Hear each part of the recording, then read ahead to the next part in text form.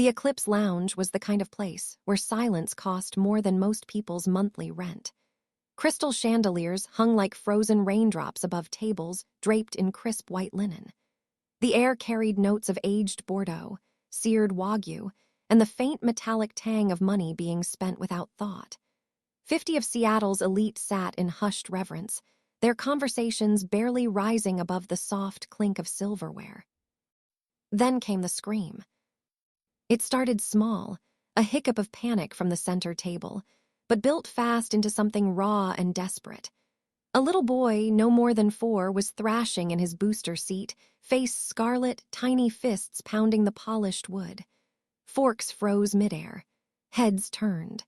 Whispers rippled outward like a stone dropped in still water. Dominic Sterling stood over the child, hands hovering uselessly, his custom charcoal suit suddenly looking too tight across his broad shoulders. The man who owned half the skyline, who closed billion-dollar deals before breakfast, looked utterly lost. His dark hair, usually perfect, was mussed where he dragged his fingers through it. His jaw worked, but no words came. The boy, his son, Noah, screamed again, sliding down to the floor amid shattered crystal and spilled sauce. He curled into himself, rocking, hands clamped over his ears. The floor manager, Victor Hayes, was already motioning for security. "Mr. Sterling, perhaps we should escort the young master outside." Ava Thompson didn't wait for permission. She set her tray on a passing cart with a soft clatter and walked straight through the tightening circle of black-suited guards. Her black non-slip shoes squeaked faintly on the marble. Her apron was still tied neatly, though the hem was frayed from too many washes. She had exactly $12 and change in her account, enough for bus fare home, maybe a cheap coffee if she skipped lunch tomorrow. She ignored the billionaire completely. Dropping to her knees in the mess of caviar and broken glass, she kept a careful 3-foot distance from the boy. No grabbing, no shushing, just eye level. "Hey, sweetheart," she said quietly, voice low and steady like a heartbeat. "It's really loud in here, isn't it? All those clinking glasses sound like metal crashing. And the lights, they hum like a swarm of bees that won't stop." Noah's screams hitched. One wet eye peeked at her through splayed fingers. Ava kept her hands visible, palms up. "My name, Ava. I work here. I know a trick that makes the bees go away. Want to try it with me?" The room held its breath. Victor was making furious, slashing gestures from the side. Dominic Sterling stared, mouth parted, as if he'd forgotten how to blink. Noah gave the tiniest nod. Ava began to hum, low, rhythmic, almost a vibration more than a melody. She tapped 2 fingers gently on the floor. Tap, tap, pause, tap, tap. Slow, predictable. Noah watched, then hesitantly one small finger copied her. Tap, tap. "Good," Ava whispered. "Now breathe with me, in, out like blowing out birthday candles, real slow." The boy's chest shuddered, but he tried. In, out. The screaming faded to hiccuping sobs. Ava glanced up at Dominic for the first time. He's not throwing a tantrum. He's overwhelmed. He needs to feel safe, not fixed. Dominic's throat worked. He looked like a man watching someone pull his child back from a cliff. Ava turned back to Noah. "You're okay, little man. The bees are flying away now." Noah crawled the short distance and buried his face against her shoulder. His small arms locked around her neck like he'd never let go. Ava rocked him gently, ignoring the ruin of her uniform, the stairs, the manager's approaching footsteps. For a heartbeat, the Eclipse Lounge felt almost peaceful. Then Victor's hand clamped on her arm. "What the hell do you think you're doing, Thompson? Get up now." Noah whimpered at the sudden movement. Dominic's voice cut through like a blade. "Let go of her." Victor froze, fingers loosening instantly. Dominic stepped forward, crouching beside them. His voice dropped, softer than anyone had ever heard it. "Noah, it's okay." But Noah only clung tighter to Ava. Dominic looked at her, really looked. At the tired shadows under her eyes, the cheap elastic holding back her honey blonde hair, the way she held his son like he was made of glass. "I'm sorry about the mess," Ava said quietly, easing Noah's grip just enough to meet Dominic's gaze. "I'll clean it up." "Leave it," Dominic said. He reached into his jacket, pulled out a matte black card, and dropped it on the table. 10,000 for damages. Another 10 for her. We're leaving." Gasps rippled through the room. Noah peeked over Ava's shoulder as Dominic lifted him. The boy stretched one chubby hand toward her. "Bye, lady." Ava's throat tightened. "Bye, Noah." Dominic paused at the arched doorway. He turned, dark eyes locking on hers. "Thank you." Then they were gone. Victor rounded on her the second the doors closed. His mustache quivered with rage. "Pack your locker. You're done. Sitting on the floor like some street performer. In front of Mr. Sterling. You humiliated this restaurant." But he tipped. "The house keeps it. Emotional distress to the other guests. Get out." Ava didn't argue. She'd learned long ago that arguing with men like Victor only cost more than it gained. 30 minutes later, she stepped into the Seattle rain carrying a cardboard box that held her spare shoes, a half-eaten protein bar, and the last shreds of her dignity. The cold soaked through her thin coat in seconds. She took the number 7 bus south, past glittering downtown towers to the part of the city where streetlights flickered and hope came in small doses. Her studio apartment smelled of damp carpet and yesterday's takeout. A bright orange eviction notice was taped crookedly to the door. $1,350 due in 48 hours. Ava slid down the wall until she sat on the threadbare rug. She pulled the only photo she owned from her nightstand, an old ultrasound print, grainy and 4 years faded. She touched the tiny outline with one fingertip. "I'm still trying," she whispered. The next day was a blur of polite rejections. 5 cafes, 2 delis, 1 laundromat. "We're not hearing. You look a little desperate." Managers could smell broke the way sharks smelled blood. By late afternoon, she sat on a park bench near Pioneer Square, counting quarters for either a sandwich or bus fare to the shelter. Not both. A matte black Range Rover pulled to the curb. The rear door opened. A man in a dark suit stepped out, mid-50s, military posture, scar slicing through one eyebrow. He looked like he could bench press a car. "Ava Thompson." She clutched her bag tighter. "Who's asking?" "Mr. Sterling would like to speak with you." "I didn't take anything. If this is about the uniform." "Get in the car, Miss Thompson." He held up a phone. The screen showed live security footage. A sprawling living room, toys scattered like confetti. Dominic Sterling paced in front of a massive window, shoulders tense. Under a low coffee table, Noah rocked back and forth, face buried in his arms, crying so hard his whole body shook. "He hasn't stopped since yesterday," the man said. "He keeps asking for the magic lady. Mr. Sterling is out of options." Ava watched the screen. She recognized that kind of crying. It lived inside her own chest most days. "I'm not a nanny." "Mr. Sterling is offering $10,000 for 1 hour. Cash. Today." $10,000. That was rent, groceries, a cushion, a chance to breathe. Ava looked at the bus ticket in her hand, then at the sleek black vehicle. "Okay," she said. 1 hour. The drive wound up into the misty hills west of the city, past gated estates with names instead of addresses. Silverhaven Manor appeared at the end of a private road, like something carved from a dream, gray stone, soaring glass, grounds that rolled down to the sound. Dominic waited at the double front doors in jeans and a plain black t-shirt, sleeves pushed to his elbows, hair still disheveled. He looked like he hadn't slept. "You came," he said, voice rough with relief. "Heard you were having a rough one," Ava replied, stepping inside. The foyer could have housed a small village.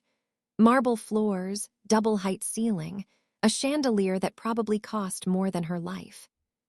He threw a vase at the last nanny, Dominic said, rubbing the back of his neck. She quit. Third one this month. He's in the library. I can't get him out. Ava followed the sound of muffled sobs. The library was breathtaking, floor-to-ceiling shelves, rolling ladders, leather-bound volumes. But right now it looked like a battlefield. A lamp lay on its side. Books were strewn across the rug.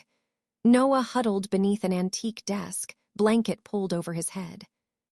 Ava didn't call out. She simply sat cross-legged on the Persian carpet a few feet away and pulled a slightly crumpled paper crane from her coat pocket. She folded it on the bus ride over from a napkin. She set the crane down and nudged it gently so it glided under the desk.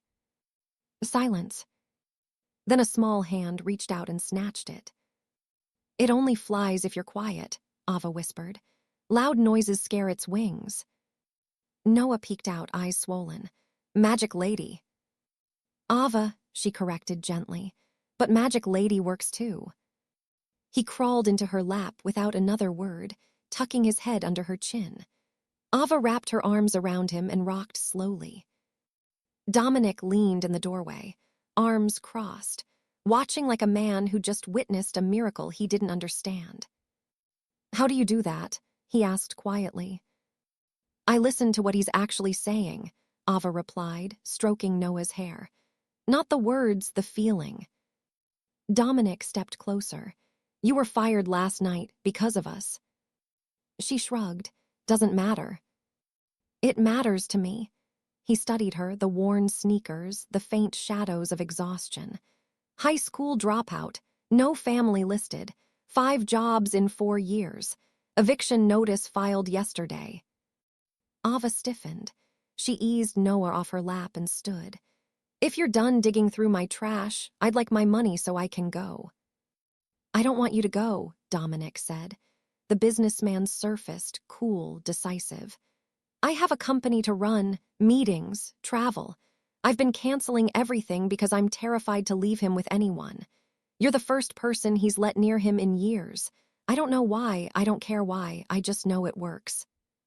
He took another step. The air between them felt charged. "Live-in nanny, 100,000 a year, full medical, private cottage on the grounds, full access to everything he needs." Ava's pulse hammered. "Mr. Sterling." "Dominic." She narrowed her eyes. "What's the catch?" His expression darkened. "One rule, you take care of Noah, you make him feel safe, but you stay out of the East Wing. 3rd floor is off limits. Completely. You set one foot up those stairs, you're gone, no discussion, no second chance." Ava searched his face. She saw desperation, yes, but also something colder. A secret bolted behind steel. She should walk away, take the 10 grand and run. Then Noah tugged her jeans, holding up the paper crane. "Fly." Ava looked at Dominic. "Deal." Life at Silverhaven Manor slipped into a rhythm that felt dangerously close to perfect.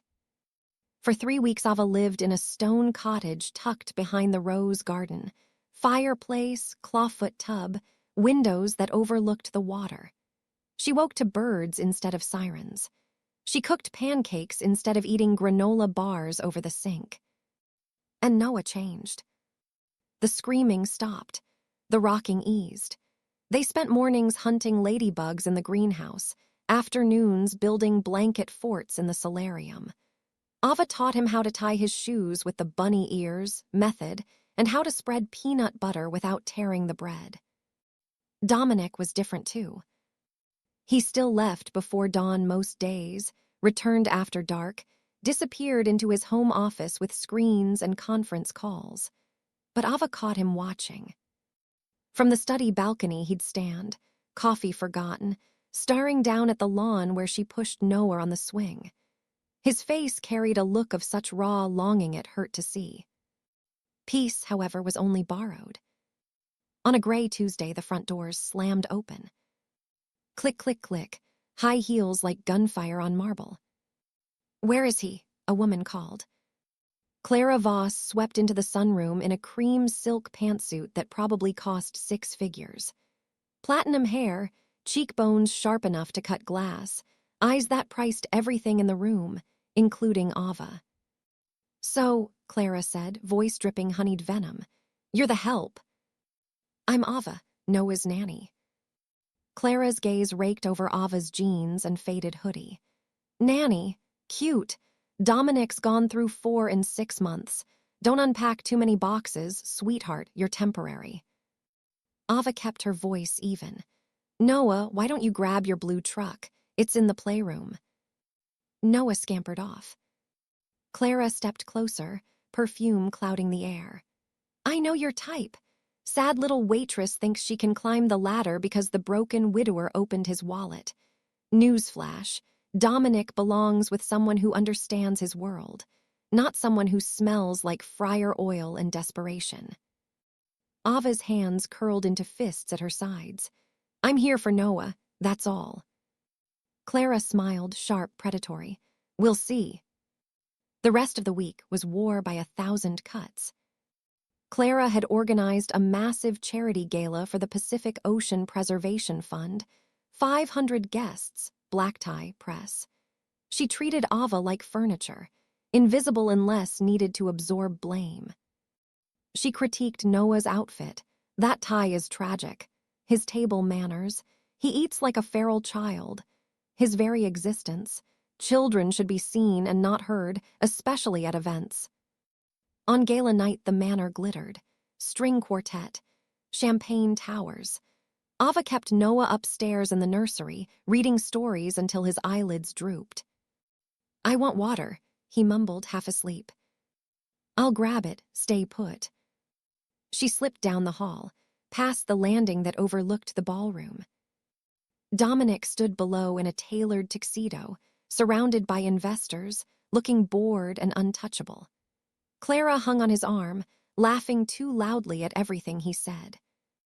Ava felt a stab of something hot and unwelcome in her chest. She turned away, heading for the service kitchenette. Clara was waiting at the top of the stairs. "Enjoying the view," she slurred slightly, wine glass dangling. "Just getting water for Noah." Clara leaned in, breath sour with Chardonnay. "He talks about you constantly. Ava's amazing with him. Ava's a miracle. It's pathetic. He loves his son." "He loves the ghost." Clara's eyes glittered.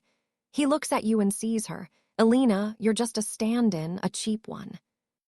Ava froze. "What are you talking about?" Before Clara could answer, she swayed, grabbing Ava's arm to steady herself. In the same motion, she slipped something into the front pocket of Ava's utility apron. "Oops," Clara giggled. "Clumsy me." She tottered back toward the party. Ava frowned, reached into the pocket. Her fingers closed around cold metal links. She pulled out a diamond tennis bracelet. Heavy, sparkling, easily worth 50,000. "Thief!" Clara's scream sliced through the ballroom din. Music screeched to a halt. "She stole it, security." Head snapped upward. Clara pointed dramatically. "I came up to freshen up and caught her coming out of Dominic's bedroom with my bracelet, the one he gave me last Christmas." Dominic was already bounding up the stairs, 2 guards on his heels. Guests craned necks below. "What's going on?" he demanded, eyes blazing. Clara pressed a hand to her chest. "She stole from me, Dominic, right in front of everyone." Ava stood frozen, bracelet dangling from her fingers. "Ava," Dominic's voice was low, dangerous. "I didn't take it," she said, steady despite the tremor in her hands. "She put it in my pocket 2 minutes ago." Clara laughed. "Oh, please, why would I do that? You're the broke nanny facing eviction. I'm Clara Voss, who has motive here." The silence was suffocating. Dominic looked at the bracelet, at Clara, at Ava. "Give it to me," he said. Ava handed it over. He turned it in the light, studying the clasp. Then he looked at Clara, You're lying. Clara's mouth fell open. Excuse me. This clasp requires 2 hands and a safety release. There's no way she could have taken it off your wrist without you feeling it. And if you weren't wearing it tonight, it was in the guest safe, which only opens with my fingerprint. Clara flushed crimson. I must have left it out. No, Dominic's voice turned to tempered steel. You planted it to humiliate her, to get rid of her. Dominic, she's nobody. She's the only real person in this house. He stepped between them. Get out, we're done. Clara's face twisted. She spun on her heel and stormed down the stairs, heels echoing like gunshots. Dominic exhaled, shoulders dropping. He turned to Ava. You okay? She nodded, though her hands still shook. Thank you for believing me. He reached out, almost touched her cheek, then dropped his hand. I know you, Ava. You don't want money or status. You just want peace for him, for yourself. Why did she say that? Ava whispered. About me looking like Elena. Dominic's expression shuddered. She was drunk. Go check on Noah. He walked away, leaving her alone on the landing with a glass of water that had long gone warm. 2 weeks passed in uneasy quiet after the gala. Clara Voss vanished from Silverhaven Manor and from Dominic's public life. No more tabloid photos, no more charity co-chairs, no more whispered rumors of an engagement.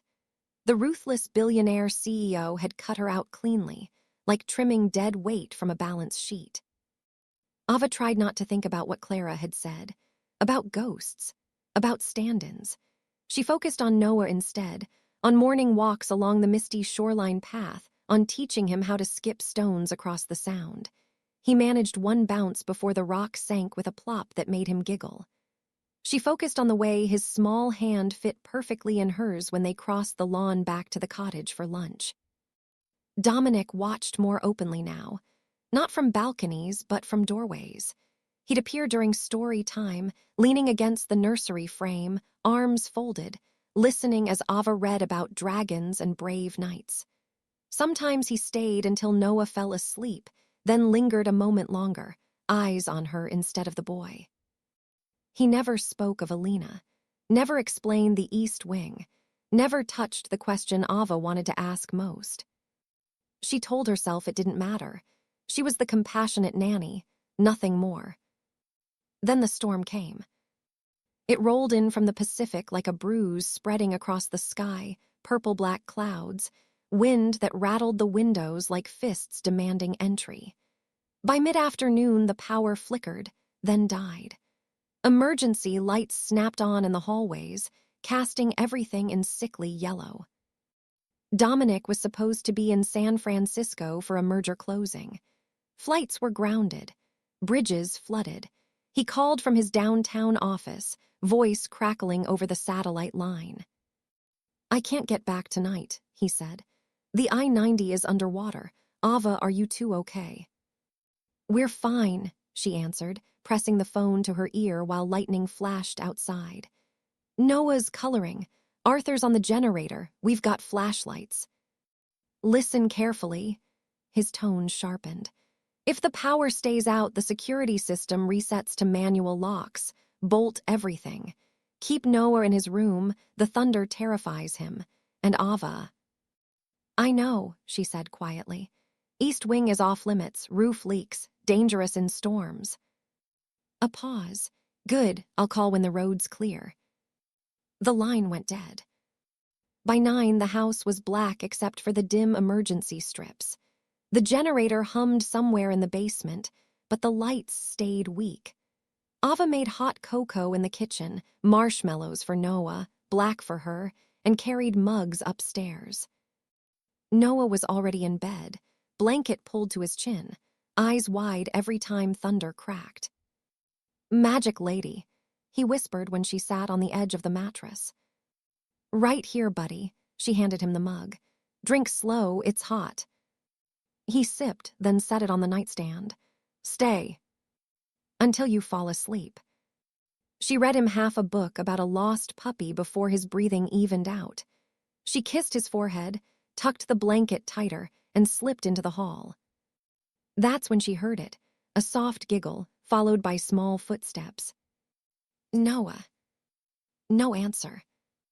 She hurried to his room, bed empty, window cracked open, rain blowing in sideways across the sill. Panic slammed into her chest. Noah. She ran down the hallway, following the sound. It echoed toward the far end, toward the double oak doors that marked the east wing. They stood slightly ajar. Ava's heart hammered. Dominic's warning rang in her ears. 1 foot up those stairs, you're gone. But Noah was in there. She pushed the doors open. The east wing wasn't decaying or leaky. It was pristine. Thick carpet muffled her steps. The air smelled faintly of lavender and paint thinner. Emergency lights glowed softly along the baseboards. She moved down the corridor, flashlight beams sweeping guest suites that looked untouched. At the very end, a single black door, a thump from behind it. Ava turned the handle. It opened. She stepped inside and stopped breathing. It was an art studio. Canvases leaned against walls. Easels stood like silent sentinels. The smell of oil paint lingered. In the center of the room, Noah sat cross-legged on the floor, holding a large leather-bound book. Mommy's book, he said softly. Ava's knees nearly buckled. Noah, we have to go. Daddy will be so upset. Look, he pointed to an easel covered by a white sheet. Ava's hand trembled as she reached for the fabric and pulled it away. The portrait stared back at her. A woman in a white sundress, seated in a sunlit garden, gentle smile, honey blonde hair falling in soft waves, the same slightly crooked incisor, the same tiny star-shaped birthmark on her collarbone, the one Ava had covered with concealer every day since high school. It was her. Not a resemblance, it was identical. Ava touched her own collarbone, breath-catching. How? Noah tugged her hand. You look like Mommy, but you're nicer. Ava's gaze darted around the room. Sketches covered the walls, dozens of them, her face laughing, sleeping, crying, all rendered with heartbreaking precision. She took the book from Noah. The initials on the cover, ESC. Elena Sterling Caldwell. Hands shaking, Ava opened to the last entry. Dated 3 years ago, August 12th. I found her. After all these years, the investigator finally located her. Her name is Ava Thompson. She's living in Chicago now. She has no idea I exist. No idea we were separated at birth. Dominic says leave it alone. That bringing her into our lives will only cause pain. But I have to know her. I have to tell her the truth about our parents, about why we were split up. I'm driving to the city tonight. I'm taking Noah. I want him to meet his aunt. I want to bring her home. The diary slipped from Ava's fingers. Twins. They were identical twins. Elena hadn't died in a random crash. She'd been driving to find Ava. The lights suddenly blazed on, full power, blinding. I told you, a voice said from the doorway. Never come in here. Ava spun. Dominic stood there, drenched from the storm, water pooling at his feet. He'd driven through hell to get back. In his hand was a single brass key. Dominic, Ava backed up until her shoulders hit the easel. You knew. I tried to stop this. He stepped inside, voice terrifyingly calm. I tried to pay you off, tried to keep you away, but you kept coming back for him. She was my sister, Ava choked. My twin, why didn't you tell me? Because if you knew who you were, you'd ask what really happened that night. He picked up the fallen diary, closed it gently. And I can't let that happen. What really happened? Ava's voice cracked. The police said accident, rain, speed. Dominic's eyes darkened. The police were wrong. He set the diary on a table. Elena wasn't driving to find you that night. She was driving away from me. Ava stared. You drove her away. Not the way you think. He sank into a leather chair, elbows on knees, head in hands.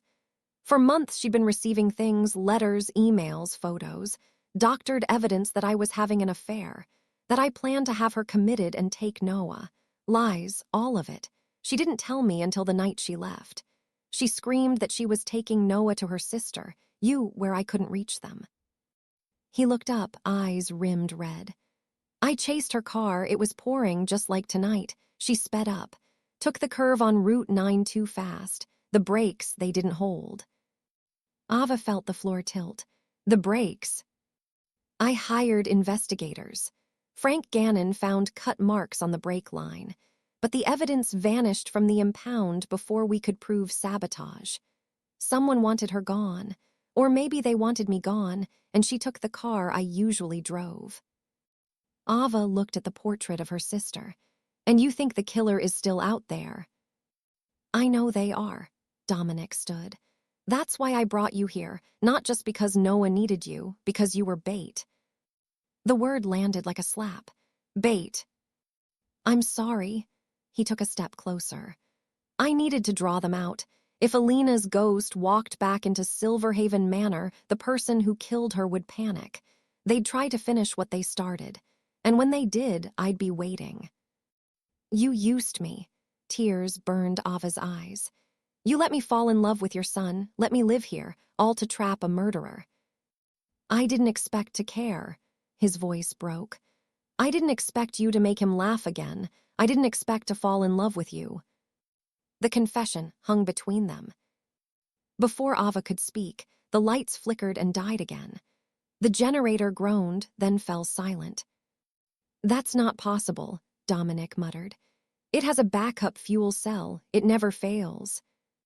He pulled a compact pistol from his waistband. Ava's breath caught.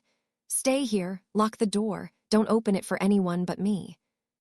Where are you going? To find Arthur. He's the only one who knows the override code. Dominic slipped into the dark hallway. Ava waited, heart pounding. Lightning flashed against the portrait. Alina's gentle smile now looked like a warning. 5 minutes, 10. Then the baby monitor in her pocket crackled. Odetta, help. Noah's voice, screaming. Ava didn't hesitate. She grabbed a heavy brass bookend from the desk and kicked the door open. She ran toward the nursery. The door hung wide, bed empty, windows shattered, rain blowing across the carpet. Ava looked out. Lightning illuminated the lawn. A dark figure in a hooded raincoat sprinting toward the cliffs, carrying a struggling child. Noah. She vaulted through the window onto the fire escape, slipping on wet metal, bruising her shin as she scrambled down. She hit the grass running, wind shoving against her like a wall. The figure reached the old boathouse at the cliff's edge. Ava burst through the doors, soaked, gasping. Inside, the man turned. He held Noah with one arm, dangling the boy over the open drop, where boats were lowered into the churning black water 20 feet below. He pushed back the hood. Victor Hayes, the floor manager from the Eclipse Lounge. Ava stopped cold. Victor, why? His smile was manic, terrified. You ruined me. Sterling blacklisted me. No restaurant in the city will touch me. I've got debts, big ones. The man who owns them gave me a choice. Take the boy for ransom or end up in the Sound myself. Who, Ava stepped closer, who paid you? Does it matter? Victor spat. Stay back or I drop him. Noah sobbed, legs kicking over the void. Magic lady, help. Victor, look at me. Ava used the same low, rhythmic voice she'd used in the restaurant. You don't want to hurt a child. You're cruel. You're a snob, but you're not a killer. You don't know me. His grip slipped on Noah's wet jacket. I know you're scared. In over your head. Give me the boy. We can fix this. It's too late. A shadow filled the doorway. Dominic, gun raised. But behind him, another figure stepped from the dark, Arthur, the estate manager holding a crowbar. Arthur swung. The metal connected with the back of Dominic's skull. Dominic crumpled. The pistol skidded across the wet boards. "Good work," Arthur said, stepping over his employer's body. He wore an immaculate trench coat despite the storm. But the plans changed. No ransom, no witnesses. Ava stared. "Arthur." "It's just business, my dear." He adjusted his cufflinks. "I built Sterling Enterprises with Dominic's father. Blood, sweat, numbers. Then Dominic wanted to give it all away, charity, foundations, save the oceans. He was destroying our legacy." He picked up Dominic's gun.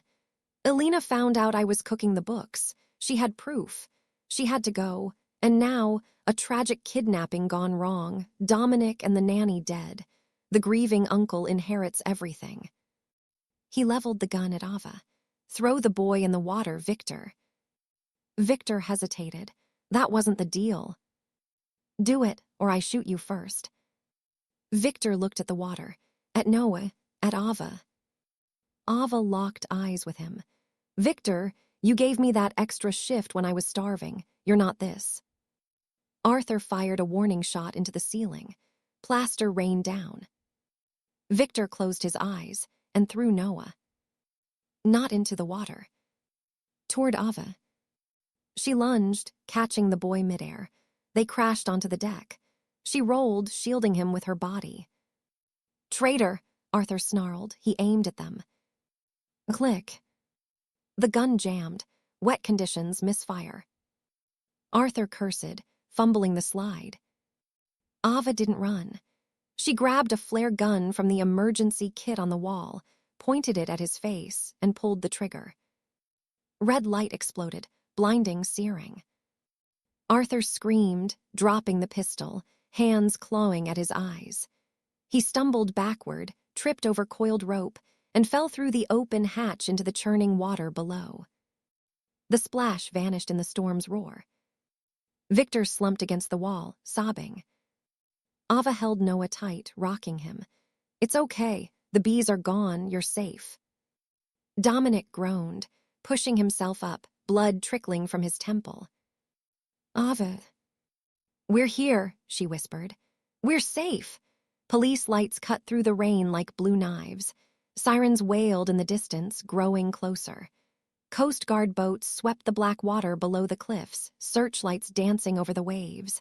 The currents there were merciless, strong, cold, unforgiving. Arthur Sterling's body would likely never be found.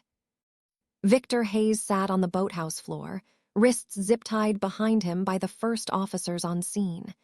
He didn't resist. He didn't speak. He just stared at the open hatch where his former employer had fallen, tears mixing with rainwater on his face. Ava sat on the wet deck boards, Noah curled in her lap, wrapped in a thermal blanket one of the paramedics had draped over them. The boy clutched the crumpled paper crane she'd made weeks ago, sodden now, but still in his fist like a talisman. Dominic refused treatment until he saw them safe. He knelt beside them, one hand pressed to the back of his head where blood had matted his hair. The other reached out slowly, trembling, to touch Noah's cheek. "Hey, buddy," he whispered. "You okay?" Noah nodded against Ava's shoulder. "Magic Lady caught me." Dominic's gaze lifted to Ava. In the flashing lights, his eyes looked raw, stripped of every layer of control he usually wore like armor. "You saved him." "He's family," Ava said simply. "My family." A paramedic approached, shining a penlight in Dominic's eyes. "Sir, you need stitches. Possible concussion." "In a minute." Dominic didn't look away from Ava. "There's something you need to know. Before the storm hit, I had the lab rush a DNA test. The results came through while I was stuck downtown. I opened the email right before I drove through the flood." He pulled his phone from his pocket, screen cracked but still glowing. He turned it toward her.